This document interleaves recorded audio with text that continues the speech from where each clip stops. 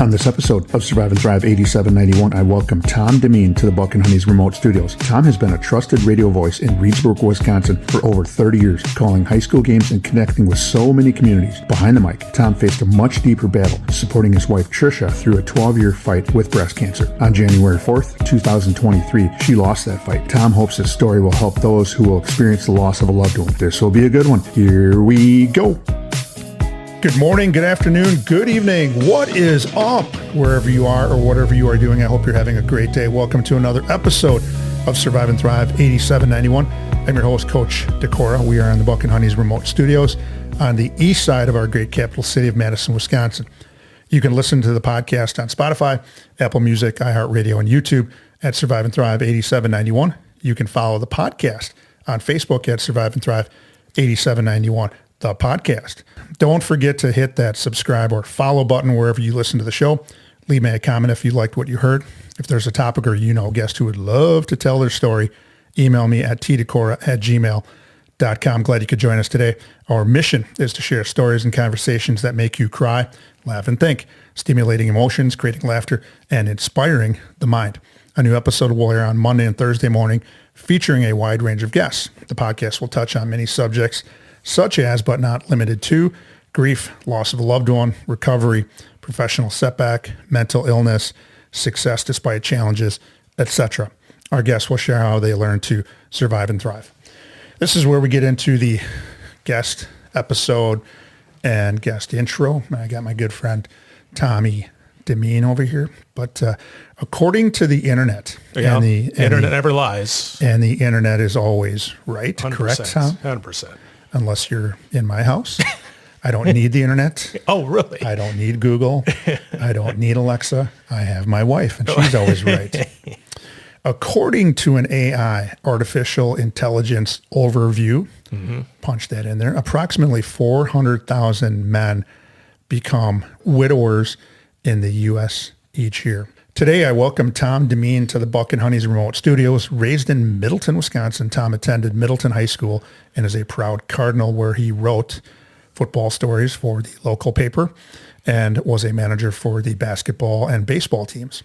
After high school, Tom would take his talents to the Harvard of the Midwest, the University of Wisconsin-Platteville, where he was a member of the 1991 Division III national champion men's basketball team and would go on to earn a degree in broadcast technology management. Say that 5 times real fast. Sounds really important, doesn't it? It does. Yeah. Tom is a radio personality at WRDB Radio in Reedsburg, Wisconsin.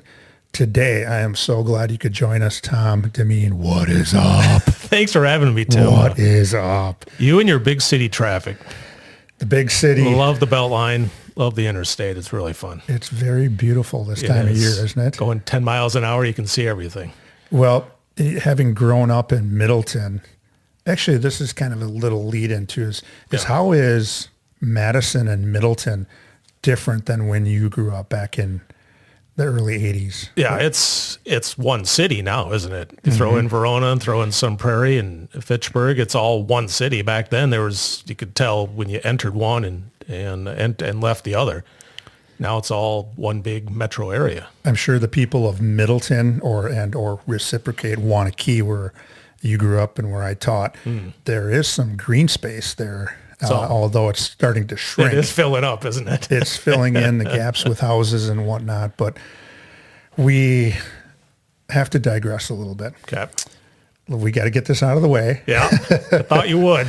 We had to get it right out of the way. But what was your high school basketball team that you were the manager for, known for during the 86-87 basketball season? Well, see, a lot of folks are asking me, so how do you know Tim Decora? When did you meet? They probably assumed summer of 87 in Platteville. And I had to inform them, nope, actually we met November of 1986.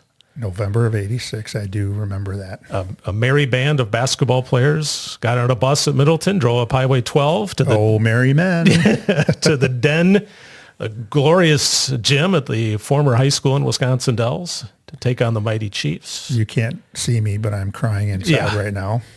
Intimidated by the sharpshooter intimidated by the sharpshooter. And we were still licking our proverbial wounds from, I believe it was not more than like 2 weeks earlier that we had gotten knocked out of the football playoffs. And so we were still kind of in football mode. I had to quickly take the cleats out of the shoes, and those were my basketball shoes. We're just going to go with that story, remove the cleats, and started playing basketball and really had no care in the world. And that excuse came out pretty quick. Yeah. Just now. Oh yeah. You've been brewing this for a while. I've got a pocket full of good ones. But yeah, so the Middleton Cardinals high school basketball team, like Tom said, came to the Dells. They gave us, we started the season out 0-1. Right. And as Tom mentioned off air, we ended up going on and winning the next 25. You recovered nicely from that beatdown. We recovered nicely from that overtime butt whipping we took. We digress. What are some of the hot topics going on in Reedsburg? Because I grew up really essentially halfway between the Dells and Reedsburg on Highway H, just past the Christmas Mountain.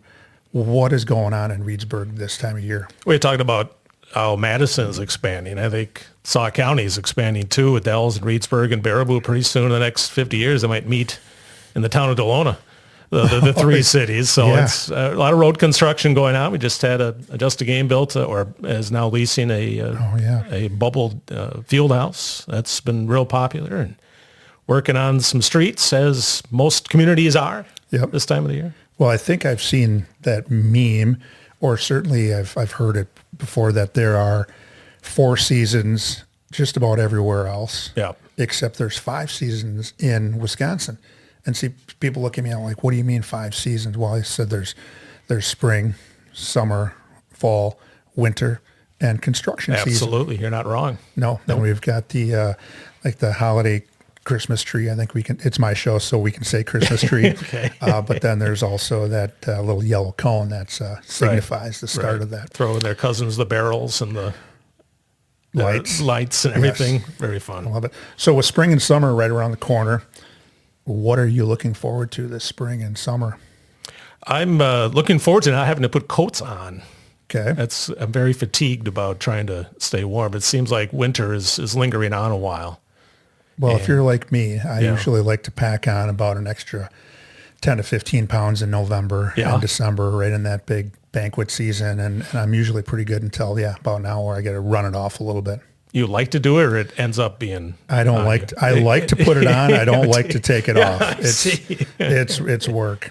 Kind of interferes with the golf swing, those extra pounds, I think. It does. Do you golf? I do. At the Reedsburg Country Club? I do. Not very well some days, but... Do you get over to... the Rockin' 9, it's called. It's the Rockin' 9? Yes, they changed it? They did. It used to be... Spring Valley. Yeah. But it's called the Rockin' 9 now? Yes, it is. Okay. Do they have some pretty sweet-looking golf carts? I haven't been there in a while. No. Do you have a course record? Is that what you're asking? That's where I cut my teeth. Oh, okay. I tell people that in order to get good at golf, and I think almost everybody would agree with me, that in order to get good at golf, you have to golf a lot. Yes. With anything. Yeah. And my second year there, my JV coach, and then he was really good girls volleyball coach, Rob Schrader, a former La Follette grad from down here. Him and I would golf all the time. He was a good golfer. I started playing in the Thursday night men's league, and then I played another 2 or 3 times during the week. So I was playing about 3 or 4 times, and was cracking 30s once in a while. Okay. I don't know. It was fun. Before we get to your story, I need to talk about our sponsor, so I'm going to let this rip here. Our sponsor, Buck and Honey's Restaurants, are a place that people can escape to. For me, it's a great escape from cooking dinner. What do you like to cook? I just made a big pot of spaghetti the other day. Big pot of spaghetti. Yeah. I'm a big spaghetti guy as well. Carb up. With their great food and drink menu, 5-star customer service, and a welcoming and vibrant atmosphere, people keep coming back. With locations in Sun Prairie, Monona, Wanakee, and Mount Horeb, most communities in the Dane County area can get to a Buck and Honey's within 10 to 15 minutes. And then I do a little drum roll here. And I have a very acoustically sound banquet table here. Yes, have you been to Buck and Honey's? I have not been to Buck and Honey's. I'm about to get ridiculed for that. You won't get ridiculed, but you'll be invited to either, I guess for you, maybe Wanakee or Mount Horeb. Okay. So if you get an opportunity to show up early for a game coming up in the fall or maybe spring, I don't know if Reedsburg has ventured to Mount Horeb or Wanakee yet for baseball. Not yet. Not yet, but I would definitely meet you and pick up the bill for some pizza. That's motivation homes right there. It is. On the podcast, our guests will follow the format for sharing their story like this. In segment 1, we talk about what was it like.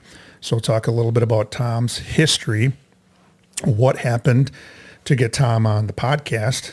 And then in segment 2, we continue to talk about what happened, and then we get into what it's like now and discuss Tom's suggestions for thriving. You grew up in Middleton, Wisconsin during a completely different time than what my kids have grown up at and what it's like now. What was life like growing up for you in Middleton, Wisconsin? Well, at the time, Middleton was about maybe 8,000 population. Now it's probably double that. The high school was 1,200. Now it's probably close to double that. Both my parents were teachers at the high school at various times, so it was kind of an odd dynamic with that. You always had to mind your P's and Q's, didn't you? I think all my friends did too. They wouldn't let me in on their secrets of what they were doing that they probably shouldn't have been doing because they were afraid I would tell the proper rat authorities. Some people if out. you want to use that term, sure.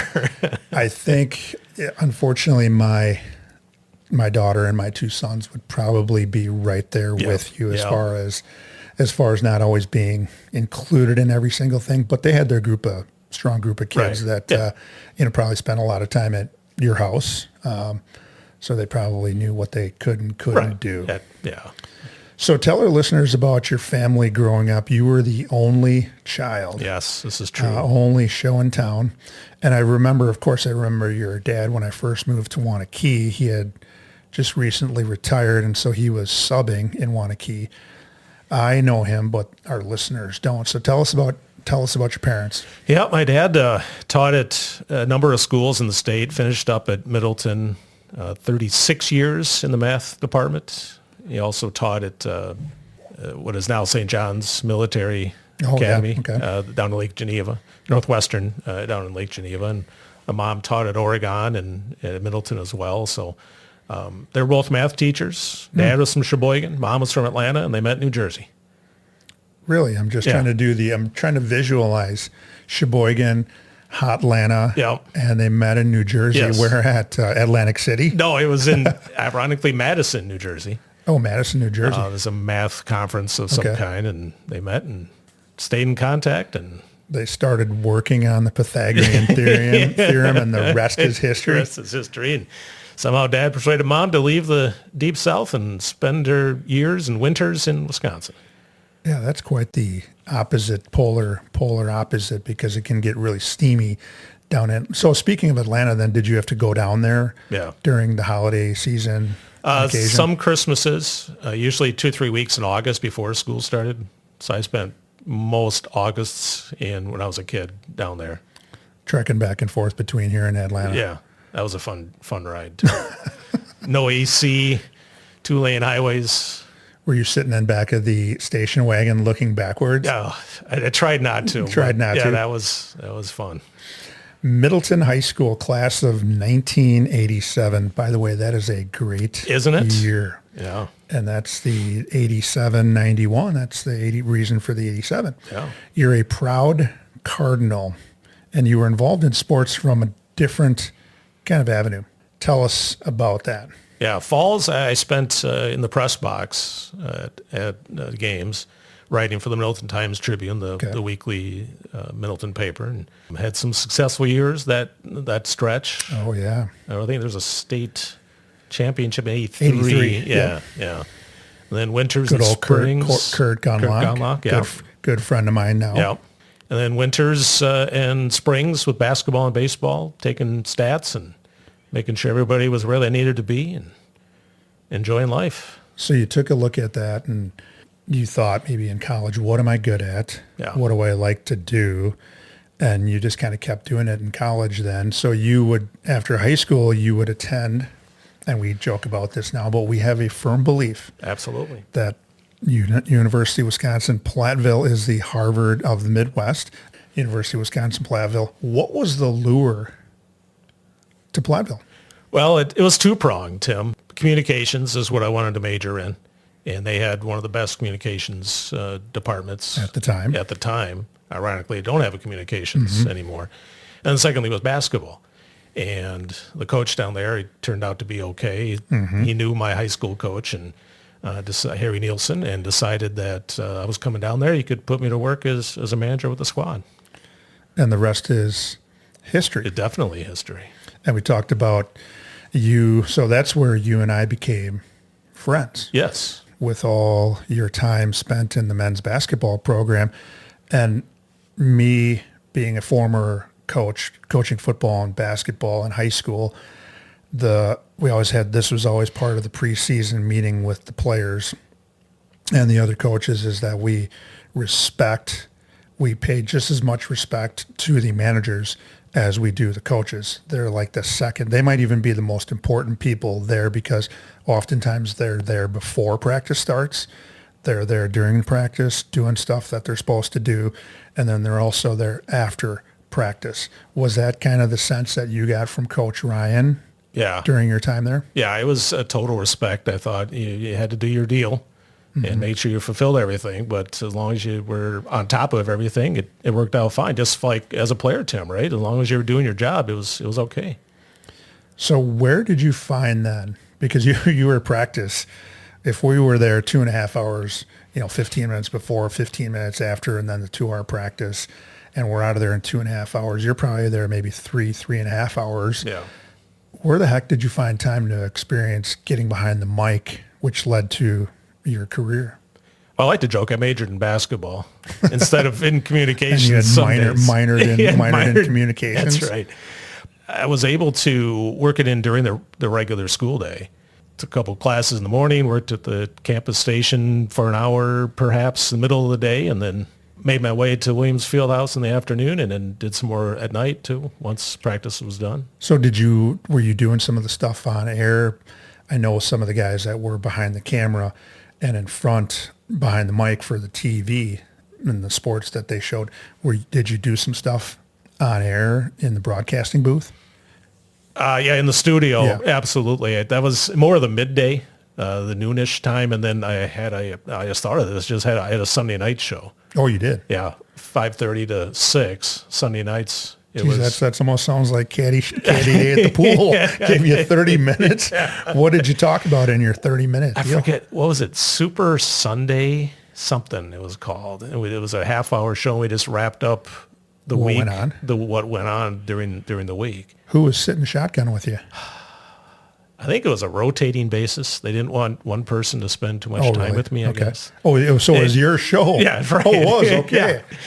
And was there any kind of call-in at all? No, I don't think so. I think it was just me and that I got talking about, scores and our opinions on NFL, Major League Baseball, NBA, Pioneers, Badgers, whatever. I imagine the Pioneers got a little more run because Wisconsin athletics at that particular time was terrible. Now, I was going to use not great, but you can use terrible if you like. Yeah, terrible. And I think the Packers were at best mediocre. Yeah, late 80s. Yeah. It's hard to believe that my kids haven't experienced any really bad thing with Badger, Bucks, Brewers. I mean, we've been pretty good. We've been pretty blessed. You and I weren't very blessed in the late 70s, early 80s, but now it seems that was like a struggle. That was a hard watch, wasn't it? Oh, man. Especially the Packers. The only thing that was actually, now that we're kind of talking about it, is the Bucks were always the kind of thing that people ask me, Mr. Decor, Coach, why are you such a huge Bucks fan? Well, they were the only ones that were that was good. It. Other than the Brewers. Yeah. 82, 87 Paul Molitor's 39 game hitting streak. So the Brewers, but that was more Milwaukee. Everybody around here is getting Madison, not the Bucks, but the Badger stuff. Yeah.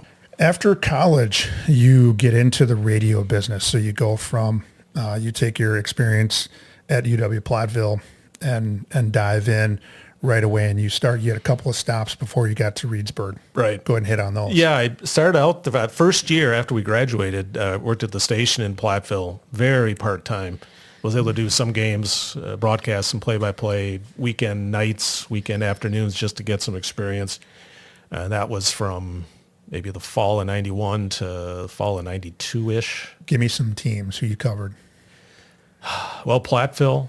High school? Yeah, Platteville High School. I think Belmont was in there, Prairie du Chien, Boscobel, Fenimore, Lancaster, all the hot spots of Southwest Wisconsin. So you got some good mileage and Yeah, a lot of windshield time. Small school football, small school basketball. Yeah, Darlington. Yeah, Darlington. I know Cuba City. Did you get any of them? Coach Cuba. Pettigrew. Yeah, Mineral Point. And then you go from there to your second landing spot? Right. Left there to go to the station in Dodgeville. I was a little more involved. I subbed more during the week and still did the weekends, did more games, Dodgeville, Mineral Point, Iowa Grant, Darlington. So I was there a year and a half. You've been the voice for many sports teams in the South Central Wisconsin area. Most recently, the voice of the Reedsburg Beaver High School since 2008, and all totaled 32 years if I did my math. That's a long correctly. time now that I think about it. And then I've got my notes here. You're an institution. You, Boomer Gala, Yep. and Troy Matz, Yep. and you now sprinkle Tom Demmin in there. I don't know. What's been your top 3 moments in sports broadcasting in that particular area? Because I'm fond of that area. Certainly, I cut my teeth student teaching in Reedsburg with then Doc Kohler, rest in peace. Sure. And then I started teaching in Hillsboro, some of the places that you talked about, Waniwak, Royal. Weston, Weston, I'm very familiar. Yeah. So go ahead and tell me your top 3 things. Top 3 things. That's hard. Obviously, I guess you got to start with the state championship in football for Reedsburg in 2009. All right, so you got the Beavers winning the state football championship. Right. Mazer, I just remember him just running all over. West de Pier. Yeah. The Phantoms, right? Yeah. I think that's what they were called. Yeah. Okay, and not necessarily in any order. Number 2. Well, yeah, it's hard to narrow it down. I start out with the state tournament. We went to the finals in 2008 as well.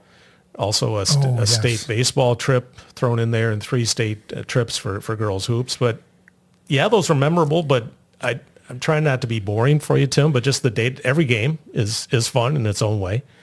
That makes memories. And how many of these kids now that you started covering early on have kids now that you're covering? Yeah, there's been a few. They're starting to multiply. In 2002, you meet a young gal by the name of Tricia Powers. Mm-hmm.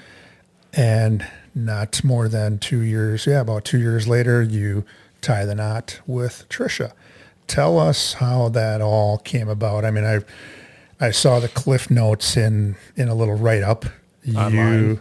That's got to be Online. true, right? It's got to be true. So you go ahead and let her rip. Well, we worked at the Land's End phone center in Reedsburg for a few years. So you were, in addition to your radio stuff, you were moonlighting at the... Yes. Okay. Because you can't get rich in radio, Tim. Oh, okay. Yeah, I know, but keep trying. You'll be all right. A mutual friend of ours saying you guys should go out sometime, and in January of 2002 we did, and then liked each other enough to keep doing it, and then a year later I proposed, and a year after that we got married. So you got down on one knee. I did. Did you have to talk with her parents and get the permission, old school? I did. A funny story there. Her dad was unique. As enticement for him to give his blessing, I had to bring a bottle of Bailey's Irish cream, and that kind of put it over the top, I think. Did you guys have a couple of little cocktails with the Irish cream? Not until after he said, okay. Now we can crack this open? Yeah. I set it down on the coffee table. I'm like, all right, Mr. Powers, what do you think? And he looked at the bottle and said, all right, here we go. You got something to ask me? Yeah. He wasn't cleaning his shotgun at the time, was he? No, I hope not, no.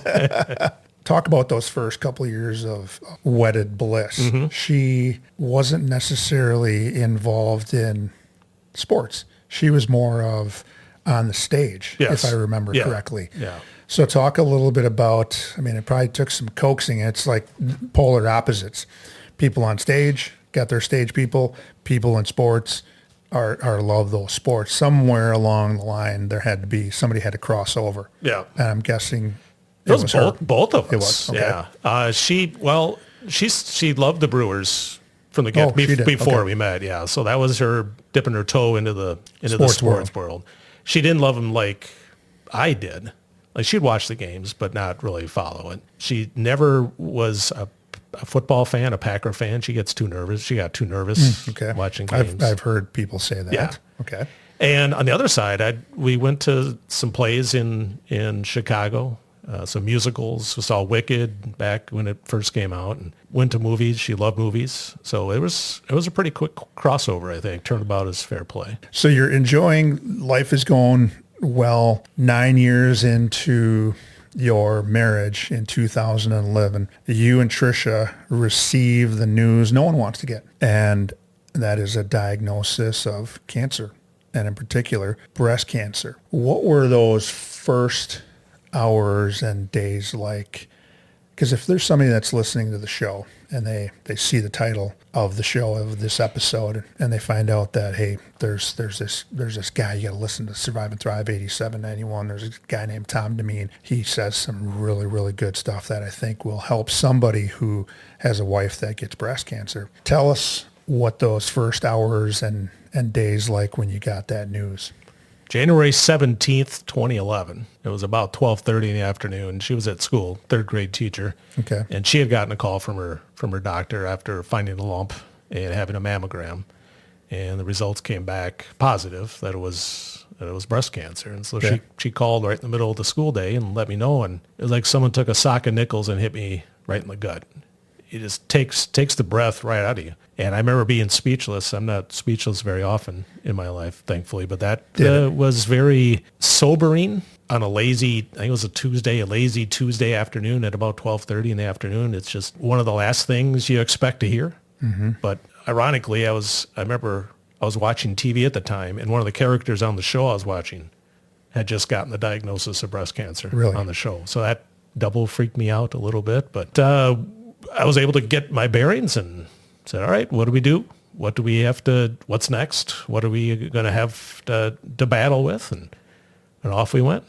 Had you known prior to that, because as we talked before, I told you that my wife has bladder cancer and is going through a little over a year now. I had that same thought. What do we do now? And the reason I had that was because my sister-in-law had breast cancer and has been a survivor for 10 plus years now. That's kind of essentially what we did when we got that news that my sister-in-law had it.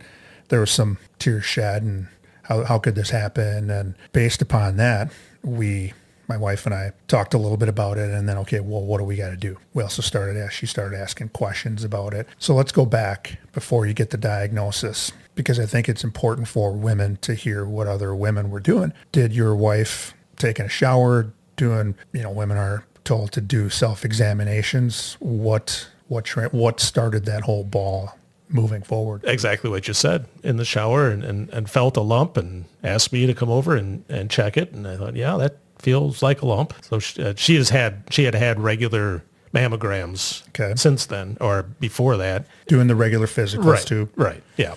Everything. And the next day, I think she scheduled one, and a week later, had the mammogram itself and tested it out, and it was big enough where they couldn't do just radiation or just chemo. So she had a lumpectomy to start with, and that was beneficial for a while, but eventually had a mastectomy on the right side. So it was able to knock that down, and everything was going fine after that. So a new definition of fine, I guess, Tim. A new normal. A new normal. Which is what we're going to talk about in segment 2. Okay.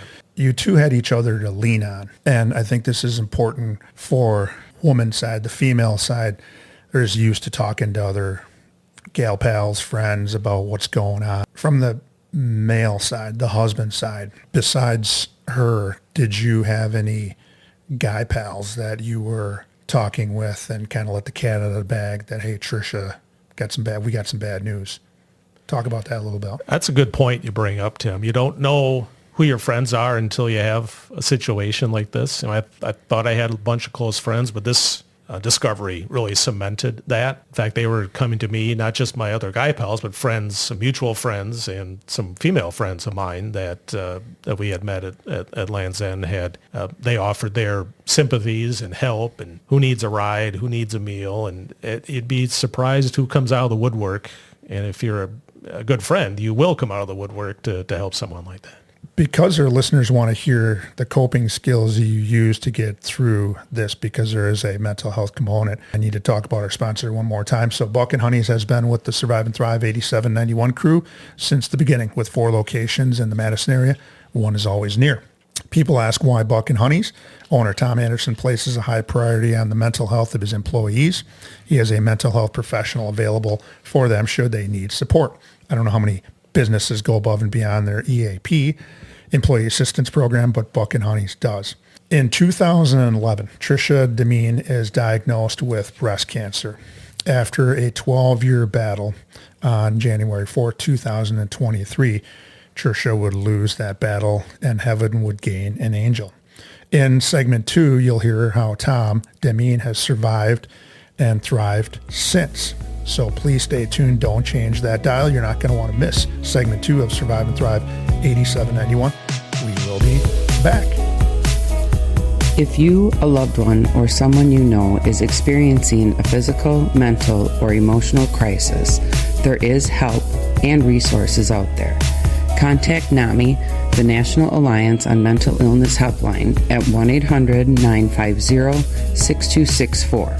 This is a free service providing information, resource referrals, and support to people living with a mental illness, their family, providers, and the public.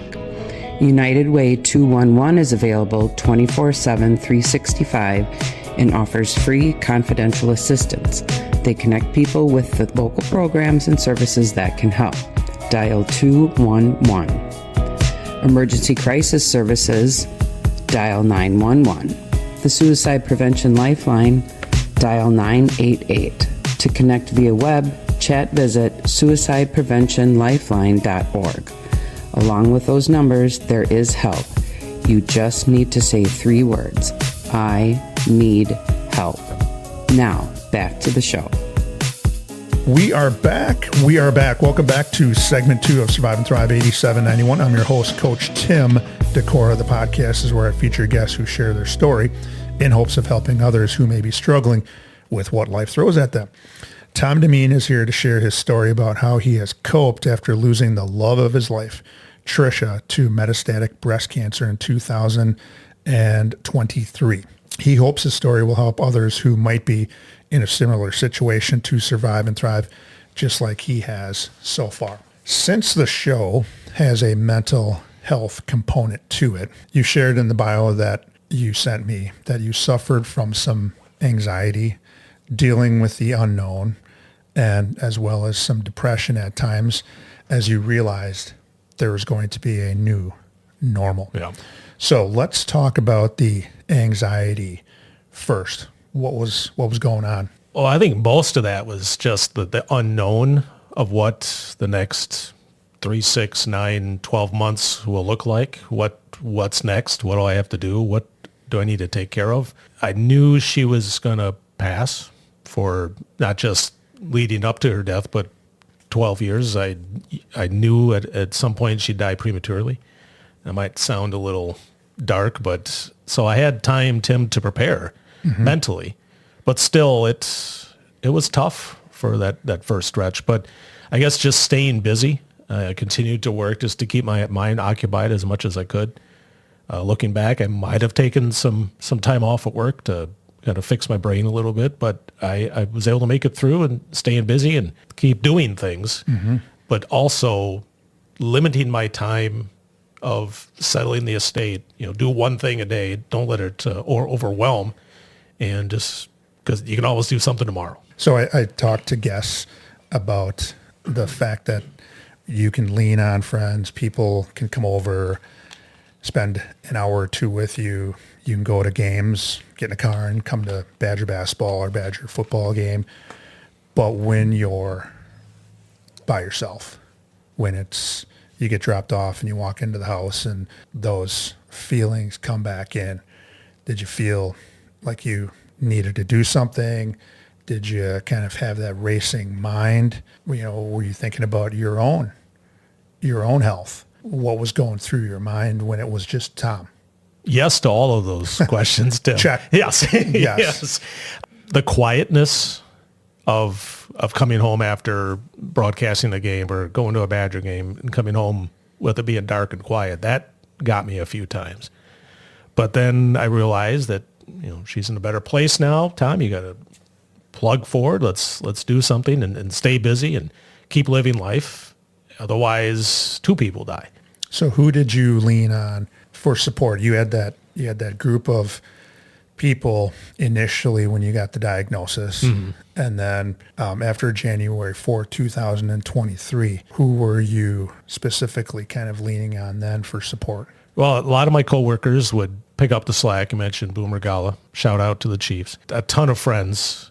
Living in a community for at that time was just short of 30 years. You make friends. And even people you didn't know, even listeners who I'd never met, listeners to my show would call or they'd drop off some cookies, which was very beneficial. And it just showed that the life will go on and just need to keep living life. So were you publicly out there sharing some of your stuff, or were you keeping it private? Yes and no. As part of our radio show, we live in a small enough town where we announce the obituaries on the radio. So for a couple of days there, I couldn't announce one particular obituary, so I had coworkers fill in for me there. That's where I kind of drew the line because I wouldn't be able to make it through reading the entire notice. But I would share often on the air about what I have learned and like go live a day or do something new or just trying to be a positive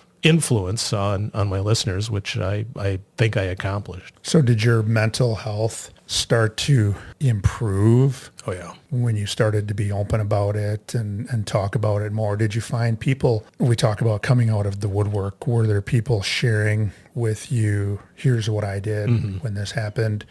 Or did you find yourself reaching out to others in the same situation? Yeah, it's a fraternity now. You mentioned 400,000 men every year lose a spouse, and multiply that by how many years, and they're out there. They just don't. A lot of them just don't go out there advertising. And in fact, I was first of my friends group that lost a spouse. I put on a brave face and tried to be a role model of how to deal and how to move on, and trying to, because I just feel that need to set an example of, it stinks, but life goes on and everything will work out all right. Was there a particular book or magazine, podcast, or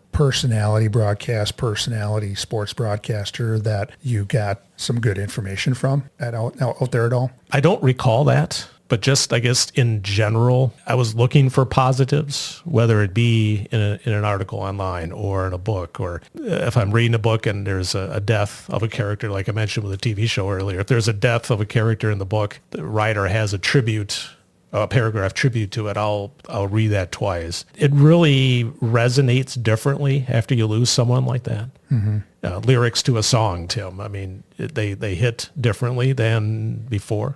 So you talked about preparing yourself, because when somebody gets cancer, the chances of that coming back are increased, probably more so than somebody who doesn't have it. You said you prepared yourself for this time. When you say that, what were you thinking about? Yeah. Well, she passed in January of 23, and she had battled it for 12 years. And in November of 22, just 6 weeks earlier, we had stopped the chemo because it wasn't chemoing anymore. Yeah. So that last month, December of 22, that was kind of a rough month. She spent a lot of time in that hospital, and the last 25 days. So that was a rough Christmas season. But it's just trying to, fool myself or talk myself into it that tomorrow's another day. You can do positive things. What would she want? What would the deceased want the survivors to do?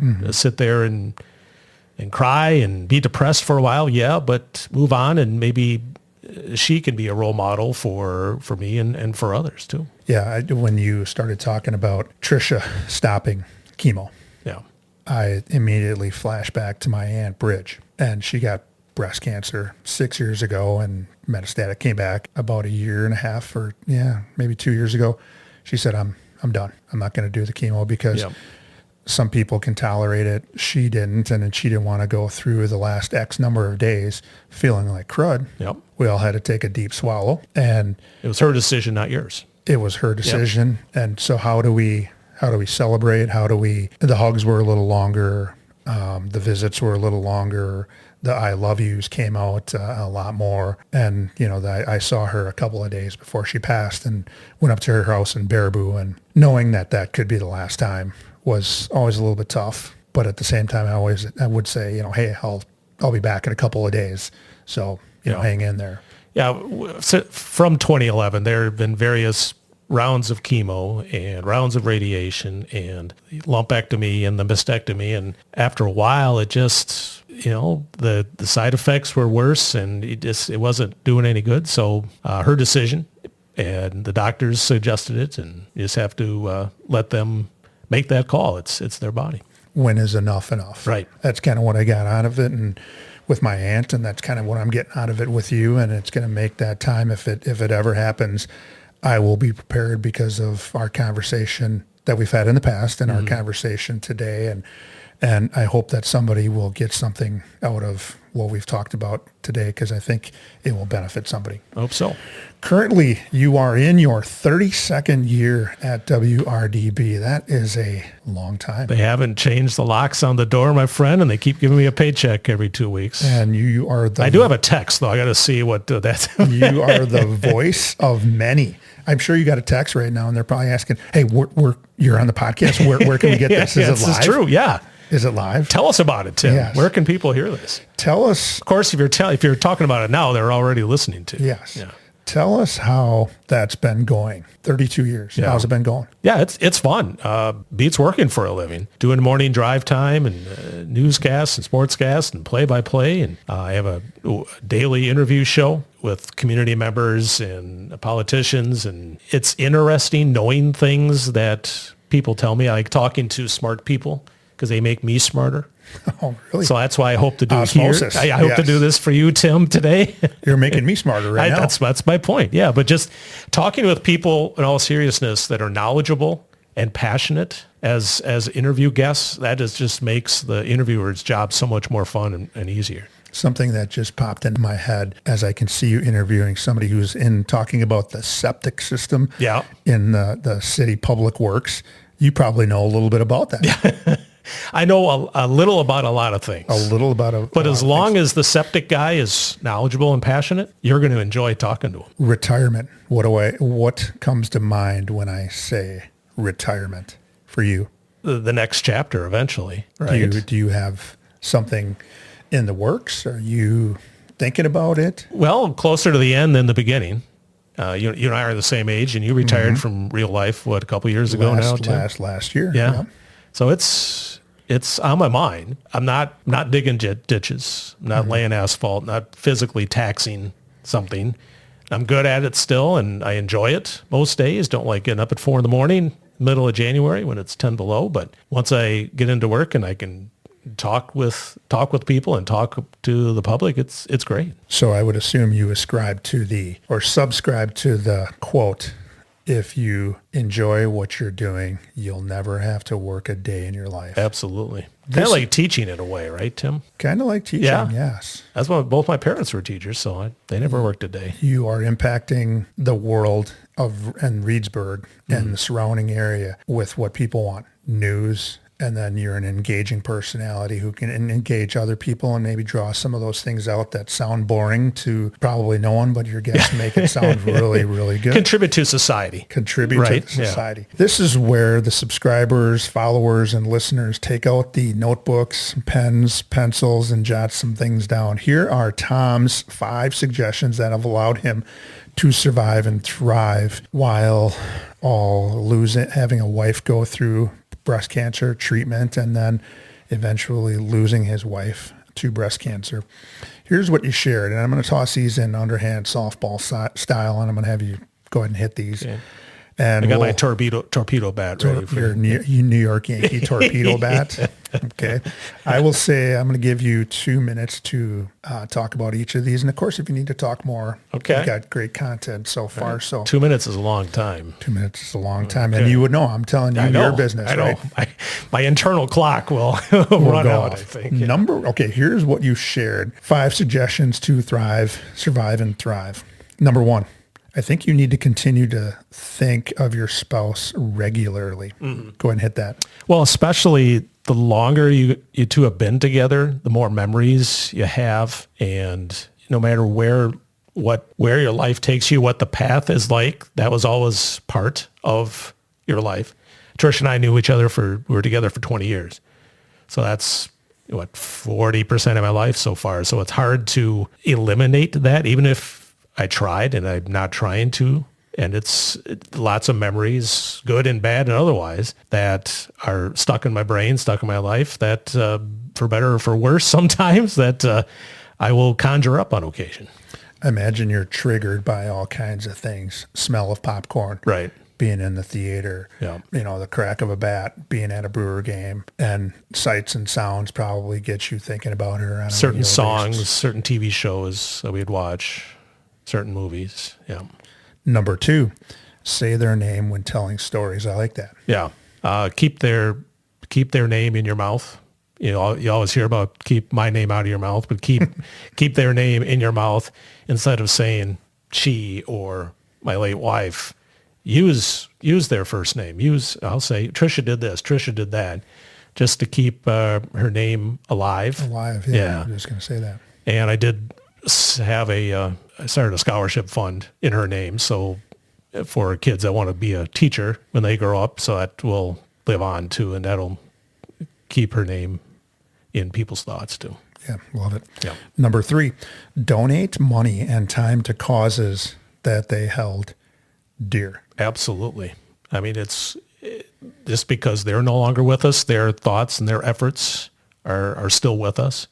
So Tricia was a big reader. So we'd make donations to the library, and I mentioned the scholarship fund, and it just helps the survivors think about what they've lost, and that her death was not in vain, that life will go on for someone else. Awesome. Number 4, stay busy with bucket list items, trips, etc. Go ahead and hit that. Without a doubt. Excuse me. In 2023, during the summer, I didn't do a lot of bucket list items because, well, my mother passed away, and as an only child, I had to clean out the house, and there was 60 years worth of stuff in the house, so that kept me occupied that summer too. Kept you busy? Yes, that kept me busy, kept my mind occupied.